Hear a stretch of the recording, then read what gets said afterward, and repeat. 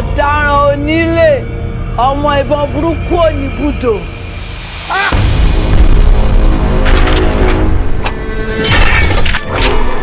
Aago máa tẹ̀ sójú wọn, a máa rán wọn. Ta ni ó máa kó wá rápá wọn níwájú ọmọ akúnyányán? Everybody ló pè ọwọ́, àdá, ìgò, òun làwa ń lò. Orúkọ tí òun ṣe tiwa ló ń jẹ́ kó máa pè wá mẹ́rin. I swear. Lẹ́yìn ìṣípìrì obìnrin àtẹ̀yìntàn lásánlásán. Aládé kọ gánsà àti wá. Àwa hàn tí o.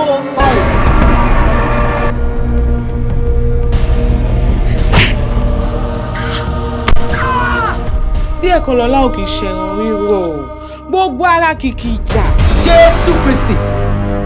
Kí ni òkùnkùn ń ṣe nínú ilé ìmọ́lẹ̀? Kàkẹ́sẹ̀ ní ṣe láwùjọ òní, tìjúmẹ̀ ní ṣe láwùjọ ẹ̀kọ́, kọ́ṣẹ́kọ́ṣẹ́ náà ní tìlá kọ́ṣẹ́. Tó bá jẹ́ ní àwọn fẹ̀sìn lójú náà ìyá máa play match fún. Pé tó kojú gba ẹ̀yìn ọmọ ìyá mi ó kúrò fún ni ní o. Security mẹ́ta ọ̀tọ̀ọ̀tọ̀ ló wà ládùúgbò yìí. Báwo la ti ṣe máa gba another security sí ibà ìkókó máa ṣọ́ bíbà yìí? Ìyẹn ò lè possible. Lẹ́ni ló máa jẹlẹ̀, kò ní dọ̀la. Wọ́n ṣe àti ṣeré gan ni. Má fi kọ́ ṣe yín o, kí ló ṣe yín? Ọ̀bẹ máa kẹ́jẹ̀ tó wà lọ́wọ́ ẹ̀hún làwọn fẹ́ wá gbà. 3 hours. You are under arrest. Ẹni kọ́ lè sá ó sá. Ẹni kọ́ ju tọwọ́ ẹ̀ lẹ̀ ó tún ti ṣe kí ni tútù jù ú lẹ̀. Èmi kọjá ìmọ̀ àtẹkùn máa fọwọ́ hẹ̀. Ìwọ wá sí ìwọ tàwọn tèmi. Èkì ẹ̀sìn lélẹ̀. Ìwọ burúkú yìí. Ẹni bó bẹ mí. Ẹni tí mo orúkọ tí mò ń jẹ, ìbọn ò lè pa mí.